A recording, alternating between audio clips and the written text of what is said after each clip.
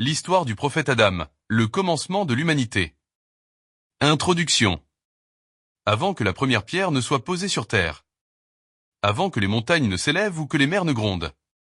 Il y avait un dessein. Un projet divin, majestueux, mystérieux. C'est l'histoire de la toute première âme humaine.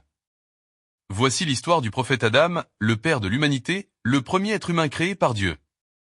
Une histoire faite de lumière, de sagesse, mais aussi d'épreuves et de repentir. As-tu déjà imaginé le tout premier battement de cœur humain? Laisse-moi te raconter.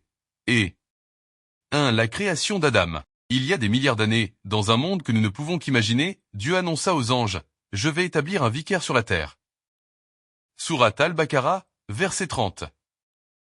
Les anges, étonnés, répondirent, « Vas-tu y placer quelqu'un qui sèmera la corruption et versera le sang, alors que nous te glorifions sans cesse ?» Mais Dieu, dans sa sagesse infinie, leur répondit, « Je sais ce que vous ne savez pas. » C'est ainsi que Dieu forma Adam, paix sur lui, non pas d'une matière céleste, mais de la terre.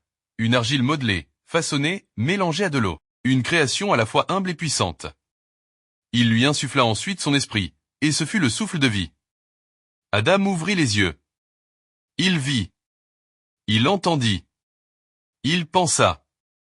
Dieu enseigna ensuite à Adam les noms de toutes choses.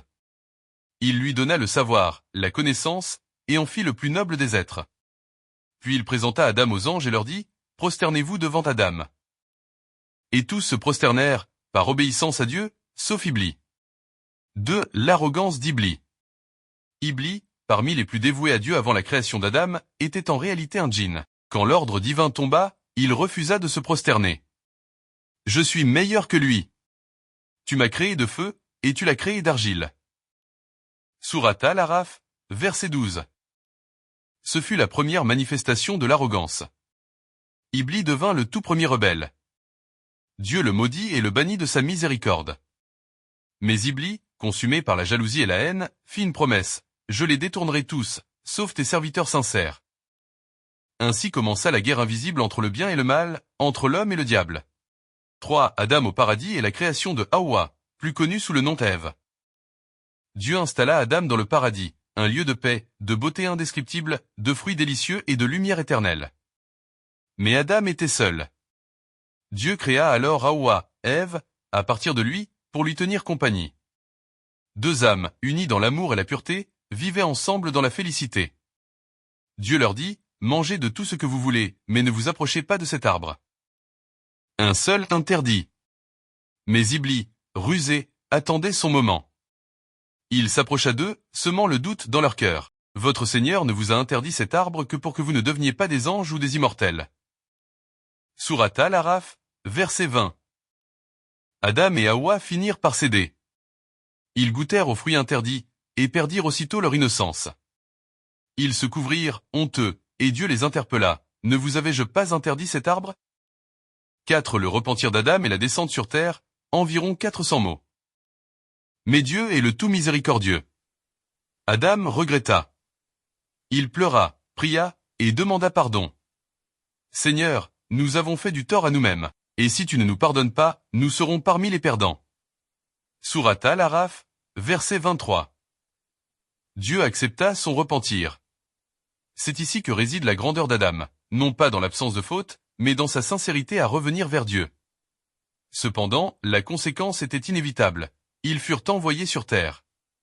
Ce ne fut pas une punition, mais une mission. Dieu dit, « Descendez d'ici, ennemis les uns des autres. Sur la terre, il y aura pour vous demeure et jouissance pour un temps. » Sourate Al-Baqarah, verset 36. 5. La vie sur terre et les premiers enfants. Sur terre, Adam et Hawa commencèrent leur vie humaine. Ils eurent des enfants, parmi eux, deux célèbres fils qu'Abil, Caïn, et Abil, Abel. Les deux firent une offrande à Dieu. Abil l'offrit avec sincérité, qu'Abil avec orgueil. Dieu n'accepta que celle de Abil. Jaloux, qu'Abil tua son frère. Le tout premier meurtre de l'humanité. Son âme l'incita à tuer son frère. Il le tua donc et devint ainsi du nombre des perdants. Sourate Al-Maïda, verset 30. Mais il ne savait pas quoi faire du corps. Dieu envoya un corbeau qui gratta la terre pour lui montrer comment enterrer son frère. 6. La mort d'Adam. Adam vécut sur terre pendant des siècles. Il enseigna à ses enfants la foi, la vérité, la piété. Il leur transmit le message de l'unicité de Dieu. Puis vint le moment de son retour vers le Créateur. Les anges vinrent le prendre. La terre pleura son père. Ses enfants l'enterrèrent comme le corbeau l'avait montré. Ce fut la fin de l'histoire terrestre d'Adam, mais le début de l'histoire de l'humanité. 7. Le message d'Adam pour nous aujourd'hui. L'histoire d'Adam n'est pas qu'une histoire ancienne. Elle nous parle, aujourd'hui encore. Elle nous enseigne la noblesse de la création humaine, le danger de l'orgueil, l'importance du savoir, la force du repentir, le rôle du mal dans l'épreuve. Adam a chuté, mais il s'est relevé. Et c'est là le plus grand des enseignements. Peu importe nos fautes, Dieu est toujours prêt à nous pardonner si nous revenons sincèrement à lui. Conclusion. Et ainsi commence l'histoire de l'humanité. Un homme, une femme, une chute, un espoir. Le voyage d'Adam est le nôtre. Il est en chacun de nous, dans nos luttes, nos erreurs, nos repentirs. Le souvenir de son histoire nous appelle à la sagesse, à l'humilité et à l'amour de Dieu. L'histoire du prophète Adam est le rappel éternel que, même en tombant, on peut toujours se relever. Et si tu as aimé cette histoire, n'oublie pas d'aimer, de t'abonner et d'activer la cloche pour ne rien manquer de nos prochaines vidéos sur les prophètes. La paix soit sur Adam, le premier homme, le premier prophète.